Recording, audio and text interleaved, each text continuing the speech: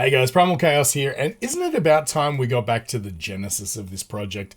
The whole concept of this channel was to explore extreme vocals, and to say I've gone on a bit of a tangent since then is wildly understated.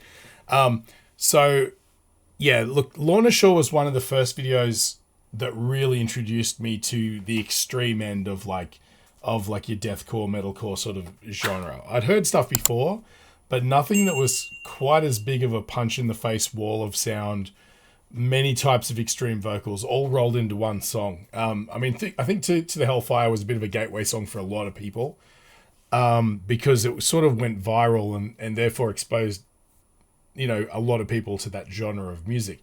Prior to that, I was sort of doing more things like Parkway Drive and, Thy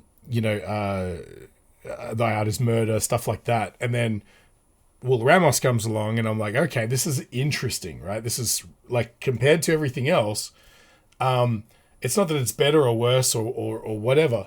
It's a different tangent that I was really interested in checking out. Recently, they introduced a new song as a single vocal take.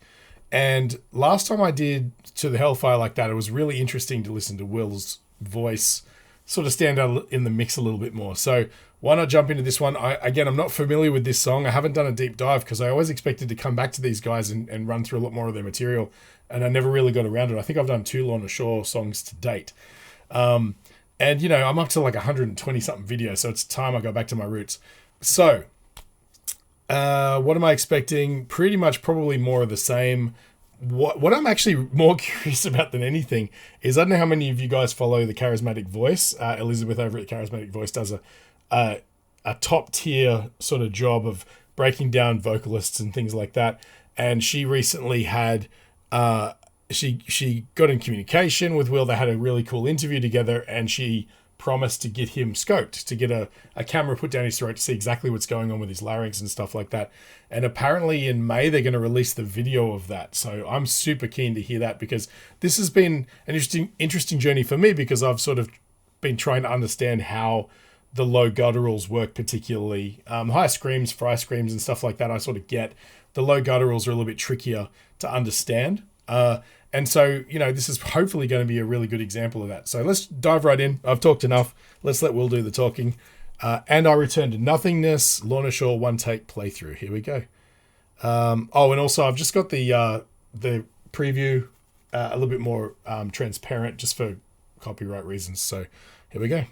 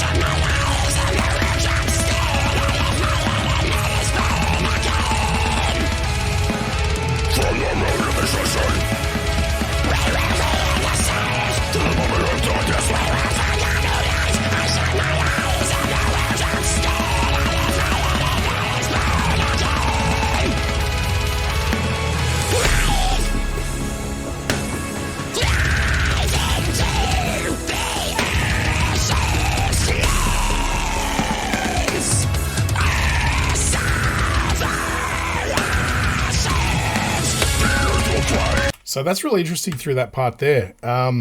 Again, I'm not a vocal teacher or anything like that, but I do know enough about singing and vocal production to sort of be able to spot some interesting things. So I'm going to bring him up when I see him. It's interesting seeing his tongue position through those golem sounding, goblin-y kind of screams. He sort of sits his tongue right at the front of his mouth, almost like it's curled over like that. Similar to how someone might do a Gollum impression, right? That's why I said the Gollum type voice, where it's like, my precious. It's all about like reducing the amount of space for the sound to come through. Normally, like an opera singer will open their mouth up and put as much space in the cavity of their mouth as possible to resonate the sound and have a nice big open vowel and vocal sound. But what you'll see is he's compressing as much space as he can, so you get a weaker sort of less resonant sort of sound that's sort of sounds thin and nasally and goblin-y and you know. But it's just interesting there because you can actually see it. He's producing the sounds there. Right here.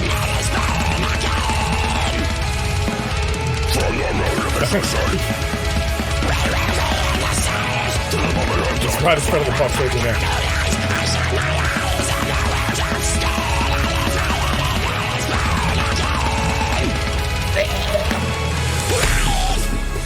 That was, in fact, that what else was impressive through there is look how long he goes there without taking a visible breath.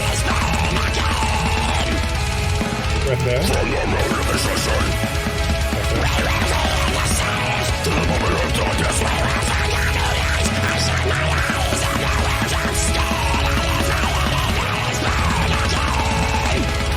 That's a long time to go between breaths, especially jumping between two very distinct parts of your voice.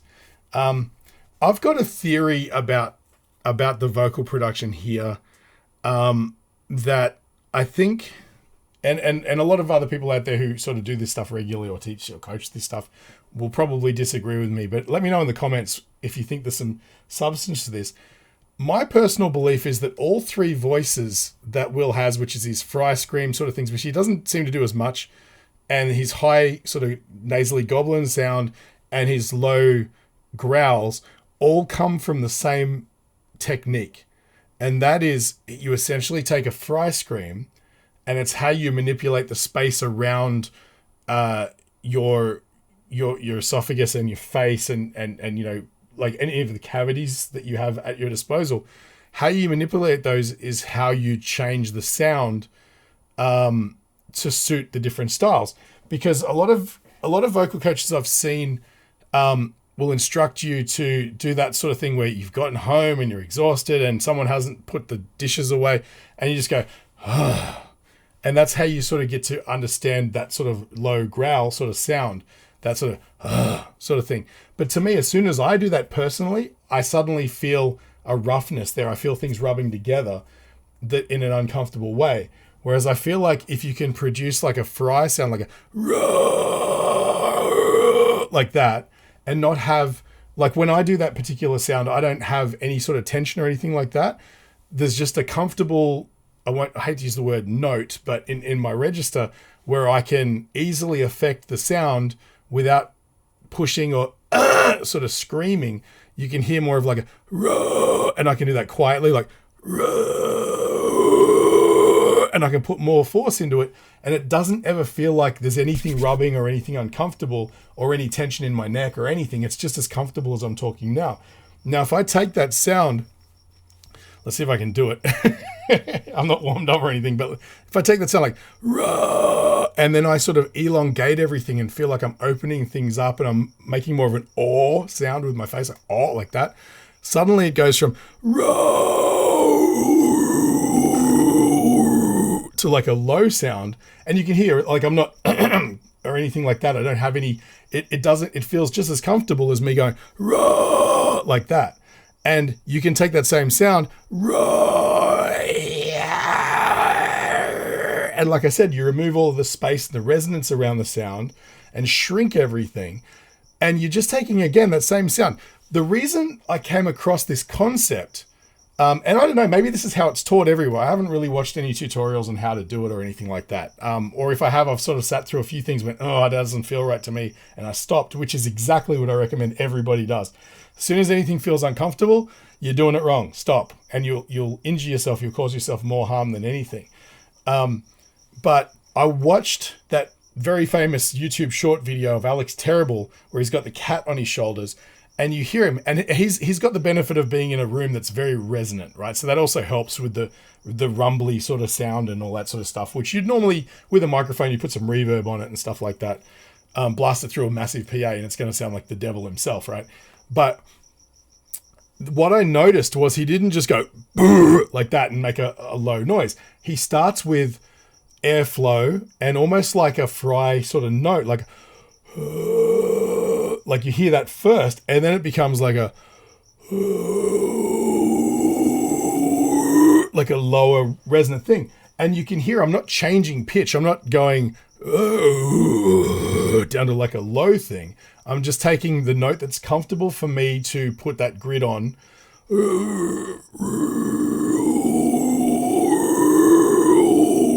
And just elongating everything and making it more like I'm saying or instead of going And because it's a low sounding note, you interpret it as being a low growl, but it's really the same thing. I mean, you can sort of hear it. It manipulates it a little bit pitch-wise when you do it, but it's not like my vocal cords or anything are singing. I'm not going from, oh, when I'm doing it, I'm going, oh,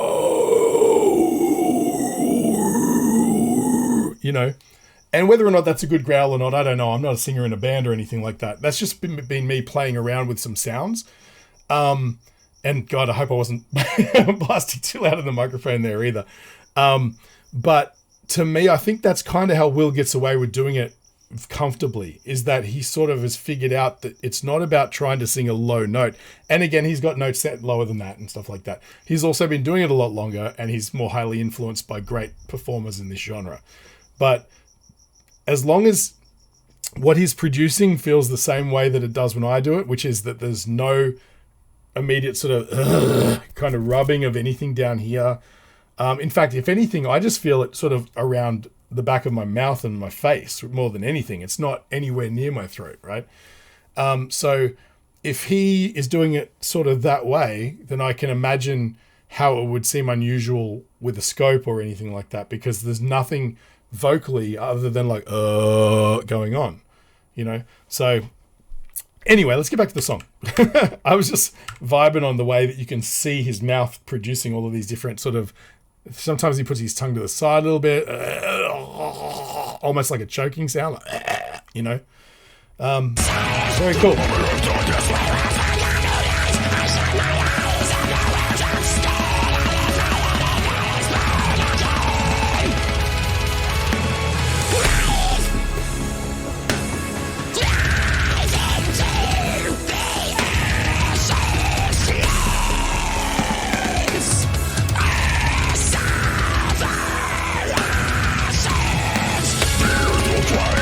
That was actually a good example of what I was talking about. If you listen to his voice when he's doing these sort of squeezed out parts, if you listen just to his voice and not focus on anything else around it, you can almost hear the low harmonics in there. So it's sort of like a like that going on, but you can also hear like a underneath sort of. You can hear that that's almost the harmonics, the low harmonics of that sound are still present, which leads me to believe that he's doing like he's just taking that sound and manipulating it. Sort of listen through this part and see if you can hear it. It's almost like the lowness of it is implied and all you're hearing is the high bits.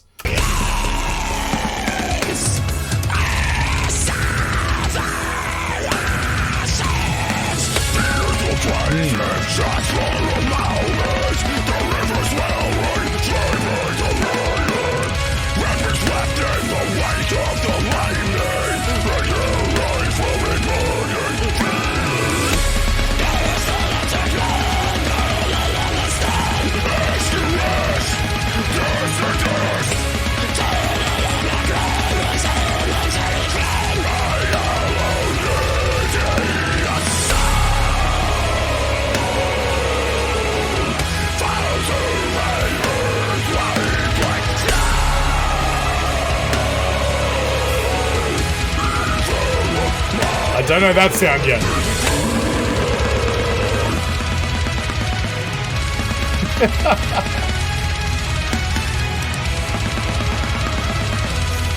He's genuinely just too cool for school, isn't he? He's just totally vibing right there. Another thing I wanted to get at too, I want to talk about the song more. It's interesting because it's like, the one thing I've noticed with these guys from the little I've experienced of them is that the core tenet of their music tends to be cinematic, almost fantasy, but without the nerdiness, if that makes sense, and in the least offensive way possible. I'm not hearing dragons and all that sort of stuff. I'm thinking more like, say, satanic and witchcraft sort of heightened fantasy, right? But it's like it's all resting on those strings. Everything else is just pure deathcore stuff. Amazing playing and everything. I'm not going to dismiss that at all. They're solid, right? The drums, guitar and everything. I don't think these guys have a bass player, or if they do it, they only perform in the studio from memory. I could be wrong, but either way,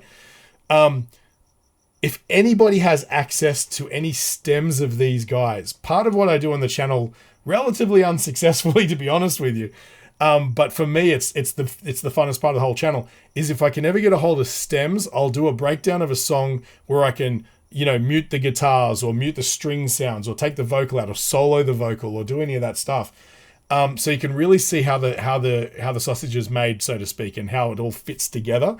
And I've done a few. I did, let me think. I did a Dream Theater song. I did a Bring Me the Horizon song, and I've done Bring Me to Life by Evanescence, which is actually probably one of the more interesting ones, believe it or not. But I would love to get a hold of stems of these guys. And I know that there's floating around, there's some for To the Hellfire, but I haven't been able to locate them anywhere. So if anybody out there can put me in contact with someone who can get me just stems, they can be pre-mixed stems, just as long as everything's on different tracks. I'd prefer that, actually, so you can hear the mix properly when it's all just playing back in unison. But I would love to dissect the songs and just hear how much of the vibe of these guys is those interesting string parts, and how they move underneath the chords and everything, and sort of bring balance, because you have everything else is running at 100 miles an hour. The blast beat is as fast as a drum beat can go. You've got the guitars and stuff pretty much doing the same sort of thing with heavy riffing and stuff like that, but it's super fast. And then you've got these melodic passages that sort of flow underneath everything. And admittedly, for symphonic sort of stuff, they are moving through chords very rapidly and stuff as well. But it seems to bring everything down a little bit to be more, it's a little bit more meaningful musically, because you've got so much depth and color in those strings that it sort of sets the tone more than anything else in the band does. I just want to talk about the band a little bit more, because it's easy to geek out on Will, right? So anyway, let's keep going.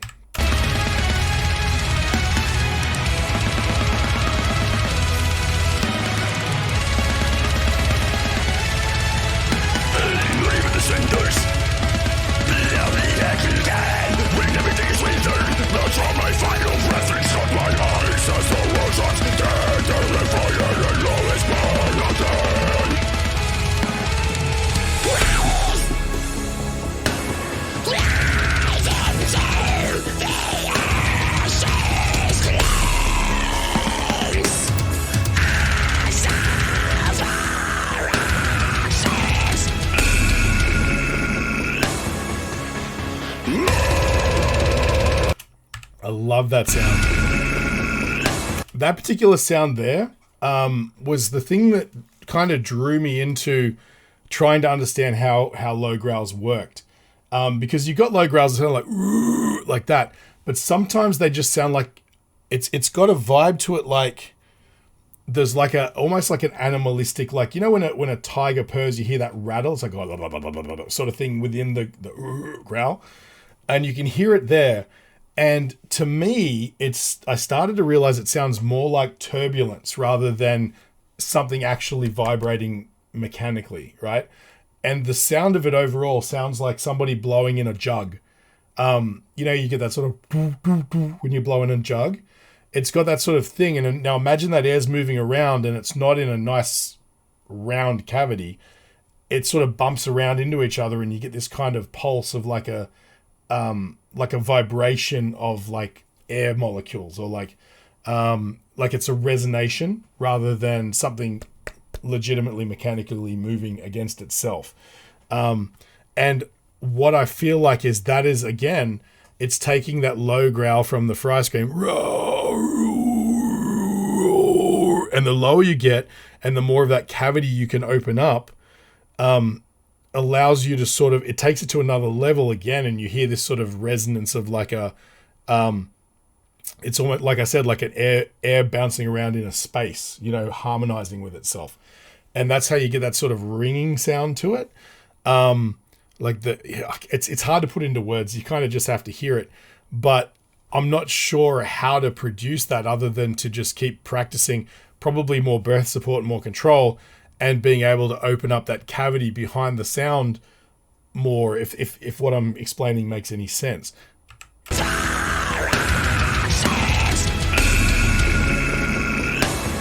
There's also a little bit in there as well, so I don't know. It's really hard to pick, but I can't. Maybe because I'm sitting down. I don't know.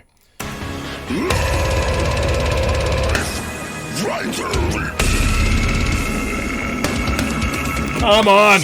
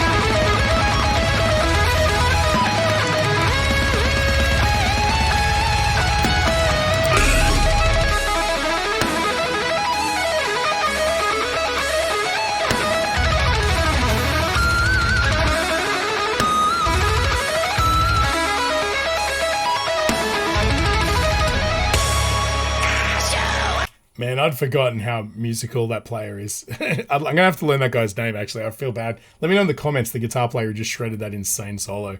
At first, I was listening to it going, it sounds like a keyboard solo, but then that pinch harmonic came in. I'm like, oh, okay. There's just a roundness to the tone, and the accuracy of the playing just seemed more akin to this than this, you know? That was wild.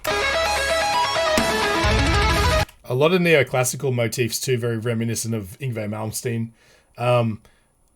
Not quite the same flavor, but you can hear the way that he's sort of leaping around in the scales and making unusual sort of tangents through the scale that, you know, just makes it sound way more melodic and musical. That's sort of something a bit more reminiscent of neoclassical playing. So it's really cool. Oh.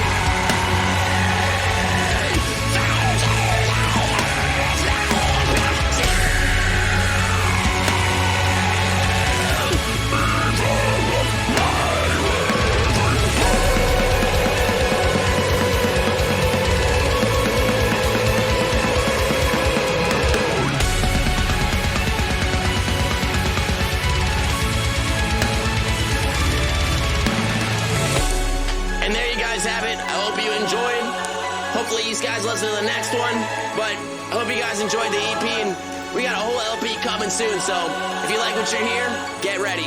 Keep listening to Lorna Shore.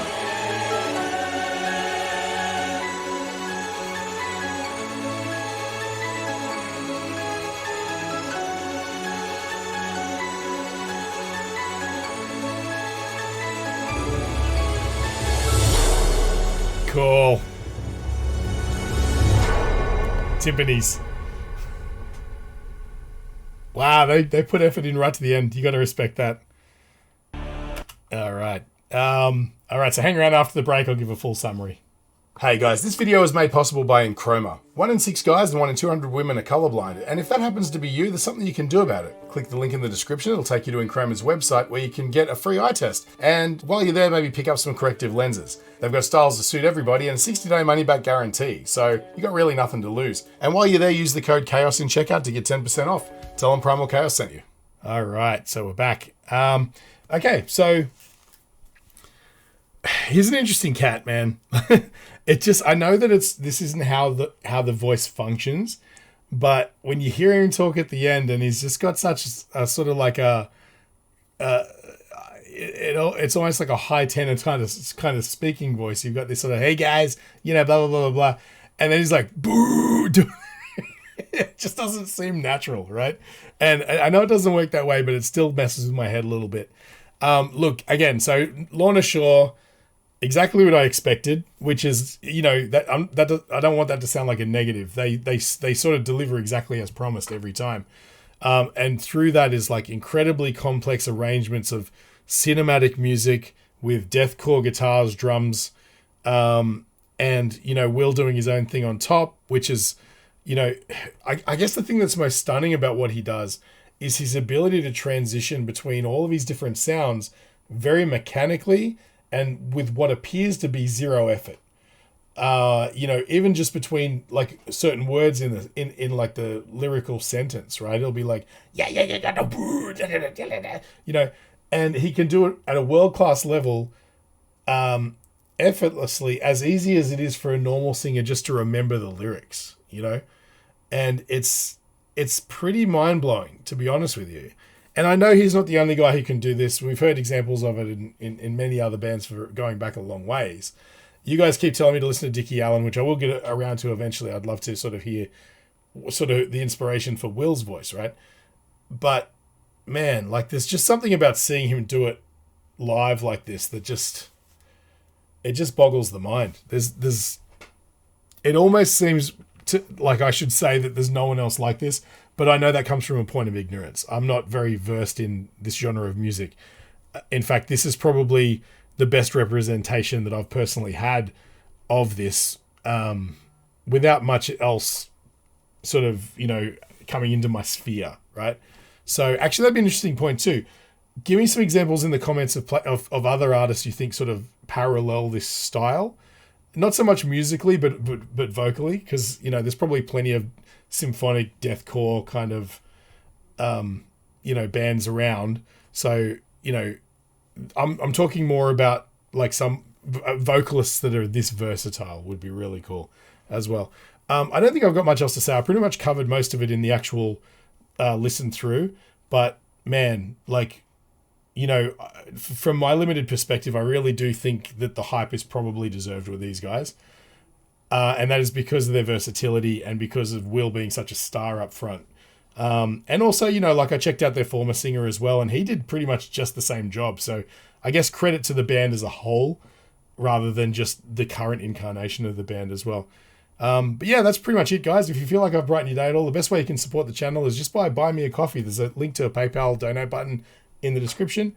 Also, like, share, subscribe, follow, all that sort of stuff. Whatever you want to do is always helpful. I love the community engagement that you guys bring, and it's the comments and and all that sort of stuff that keeps me going and keeps me on a different tangent each week. So that's fantastic. Thanks again, guys. I appreciate all your support, and I'll catch you on the next one.